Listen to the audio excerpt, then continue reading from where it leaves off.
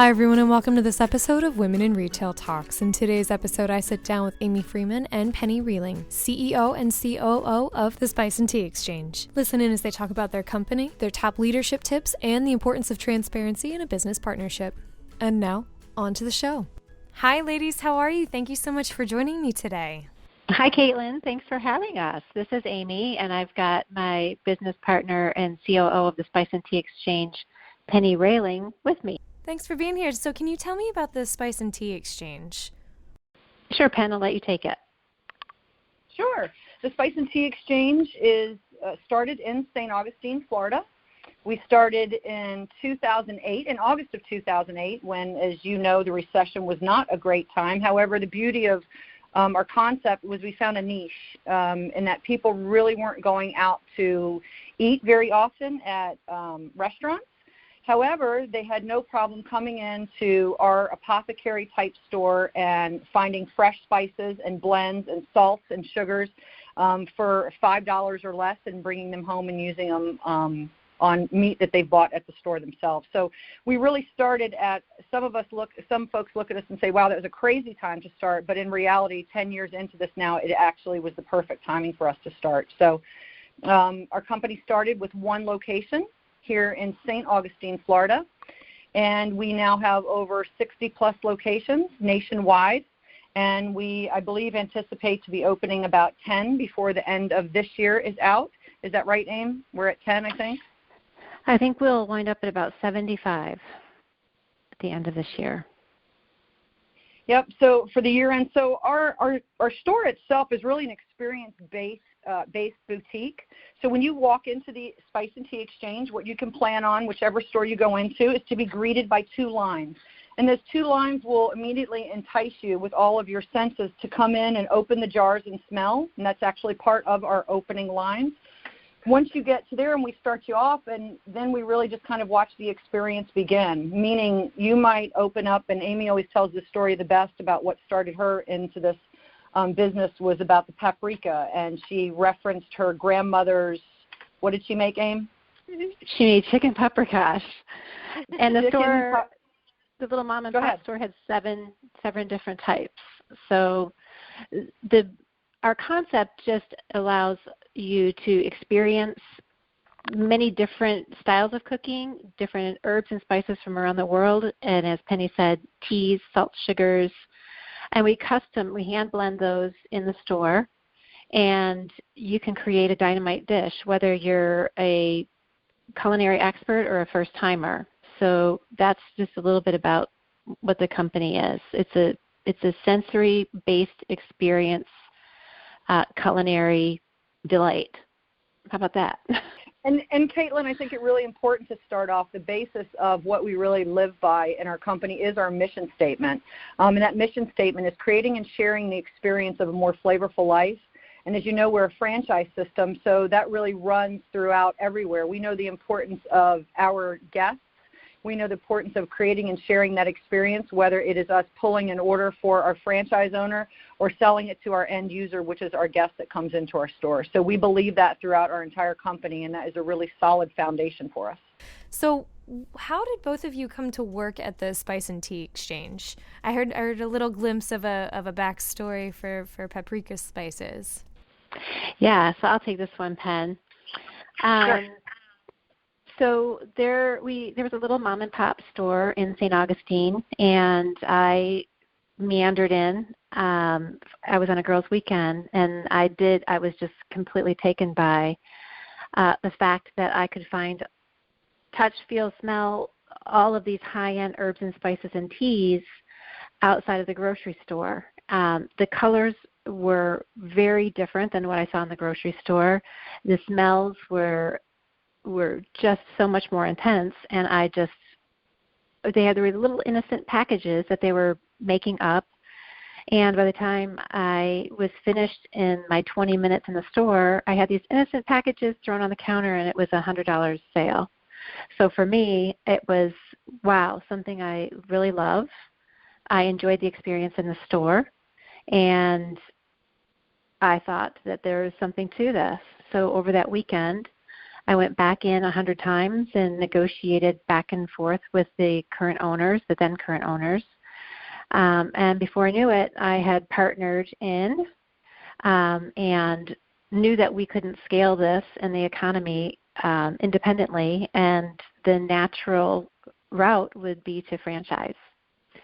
So then we took that little store and we were incorporating it under our new franchising umbrella. And lo and behold, here comes Penny and her husband Steve, who are my current partners. They shopped at that store and saw the little for sale ad, and they were our first official franchisees. So they first were customers, then they were store owners, and after we started really ramping up, we quickly knew we needed some help, and they had the corporate experience, and we invited them in as partners, and that is where Penny and I met. That's fantastic. You mentioned it was on a girls' weekend. I feel like all the best things come from the girls' weekends. Girls' weekends are the best.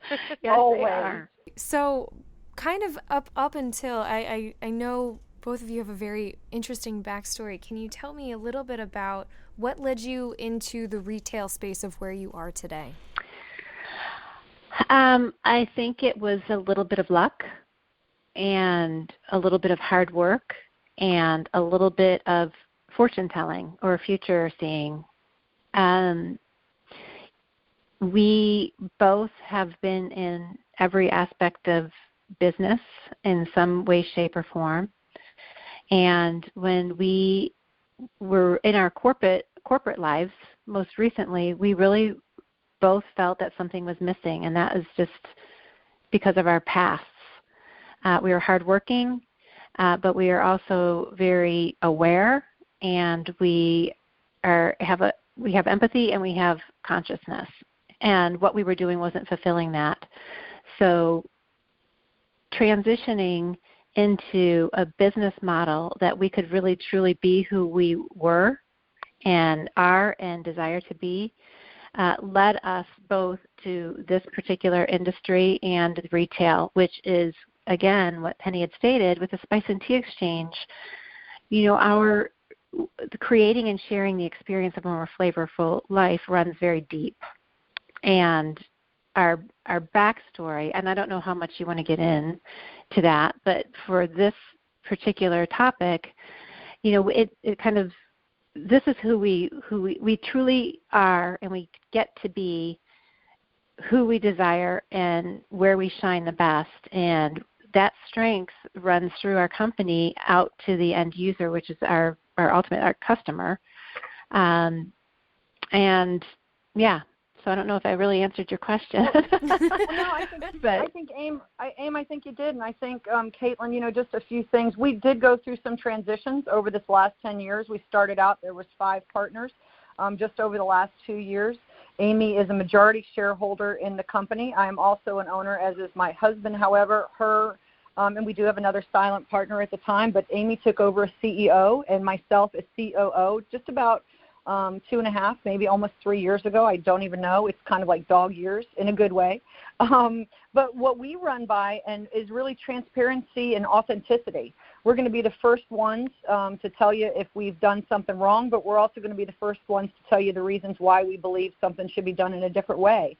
And I think another thing that's really important for our foundation, other than our mission statement, is that we believe that every single team member that we have, whether, again, it's somebody that's pulling a web order, whether it's somebody within our system, a franchise owner, everybody has a voice, and we want to hear that voice because that makes us better. And so, you know, Amy and I really own that very early on, and that was kind of tough to do because, as you know, being a woman in any industry is not the easiest gig. Let's call it what it is, you know, and a lot of times you are put into a position where you're not truly being who your authentic self is. And we both feel like we're at times in our lives. I'm getting ready to hit 50. Amy just hit 50. And this is the time that it's our opportunity to show our authenticity and empower others. And that's really what we believe in. And we live on that every day, for sure. And you mentioned the transparency, the authenticity, and having a clear direction of where you want the company to go. I think A lot of times our audience is searching for leadership tips, especially when working with groups and managing groups. Do you ladies have any tips to share with our audience today that you hold on to in your day-to-day life for leadership purposes? Ones that have really kind of influenced you and your decisions moving forward in the retail space? I would say, first and foremost, you must believe in what you're doing or selling or trying to create. And that's part of the authenticity. So there are many people who go through their lives and can be successful at doing what they're doing, but to truly thrive at it and be authentic, and for that authenticity to show through, you must believe in what you're doing. So I would say that was tip number 1. Tip number 2, Pen, do you have a second tip you want to add? Yeah, I'd say for me, I know that Amy and I, again, very early on said, we told our team this, which they were a little bit shocked, but we don't want to be the smartest person in the room anymore. We want to hear your creative ideas, whether it is, and we have a lot of younger team members that are now on our staff, whether in our marketing or our operations department, and they have phenomenal ideas. And so we learned early on we've really done a lot with our own egos over the last 2 years. To really learn how to be better and continue being better, not learn, but to continue being better leaders. And that means empowering other women, other men that we have in our company, but really not trying to be the smartest person in the room. We know the direction. We love to hear the ideas. Amy and I talk all the time, several times a day, collaborating on those ideas. Will they work for our company? Will they not? But that's really how that seed starts. And so we try to empower all of our team members to plant the seed, and we can grow it. Just help us plant the seed. So, and we say that often, Caitlin, all throughout the Spice and Tea Exchange, it's I as we. Yes, as far as the visionary of the company and leading the company, Penny and I do that well, and that's through knowing our industry, knowing our product line, and keeping up with trends and what's happening in communities across the country and throughout the world. But as far as tips for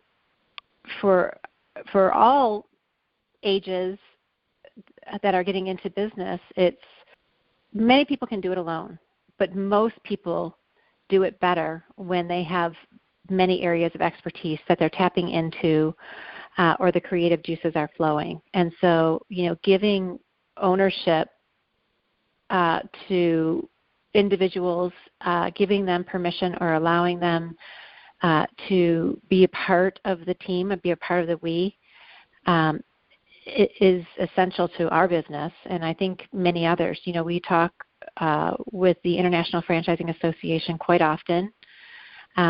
We are asked to speak at different venues, and that is something that is very simple, but it's almost like we're speaking a foreign language when we discuss it in depth. It does, everyone knows it, but really doing it, it can really help your business very much.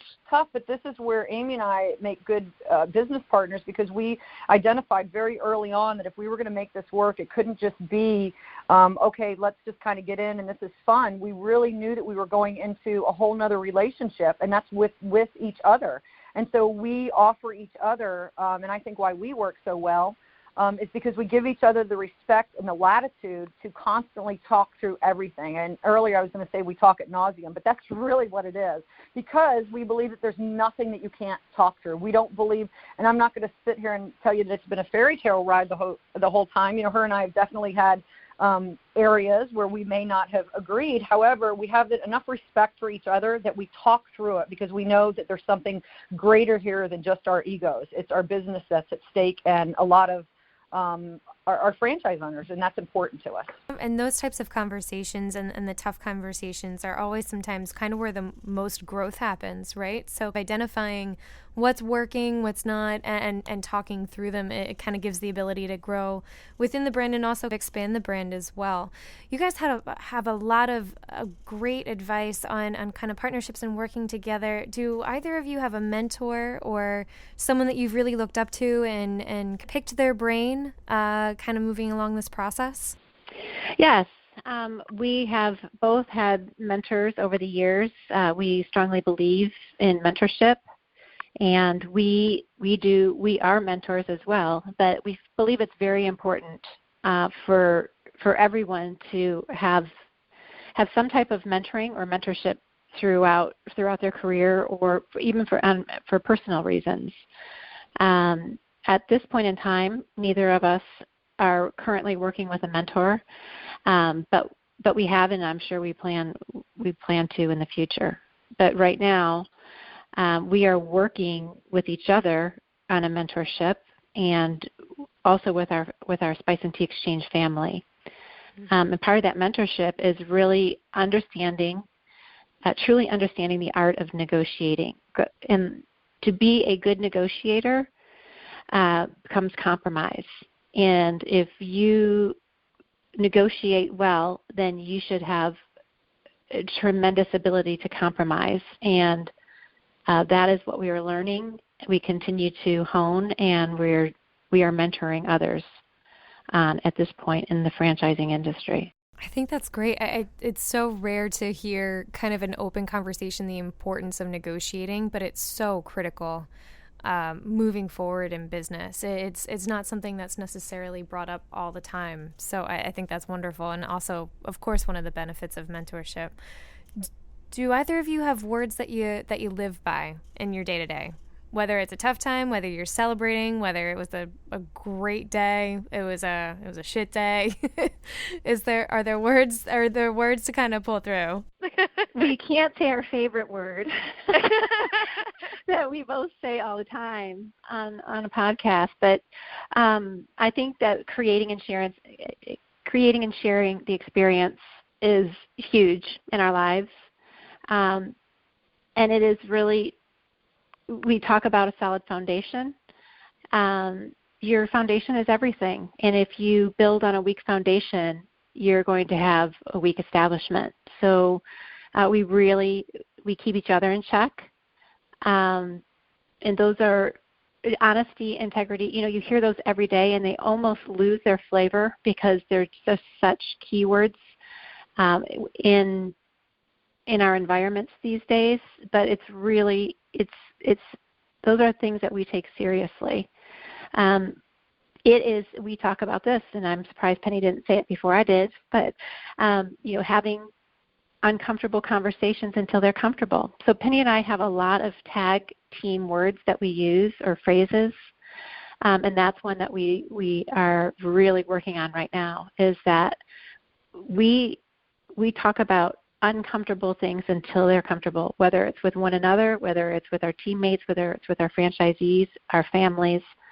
It's something that, being conscious and aware, don't shove it down. Don't shove it under the covers or sweep it under the rug. It's let's work it out and move through it. So those are our current words to live by. No, I was going to say that. But I think another thing that's important for us, too, is we absolutely believe that there's two things that we do. Amy and I typically start the morning and we'll say, hey, what are you going to do today to make a difference for the company? And we'll lay out a few things. But at the end of the day, we do a reality check with each other. Hey, did you move the needle today?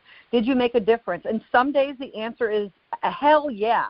Let's put on some gangster rap and celebrate and pop open a glass of wine. But then there's other days that we're like, you know what? No, I feel like I kind of missed the mark for the company and for myself today. And so the beautiful thing about this business partnership too, or any partnership that you're going to go into, is, again, now leading into what she said, have that uncomfortable conversation. Why did you miss the mark? How can you be better tomorrow? And then just to sum it up, I absolutely believe that if we are blessed enough to get up every morning and put our feet on the ground, you should start the day with a very grateful heart, and then everything seems to fall into place if you're able to do that every morning religiously, for sure.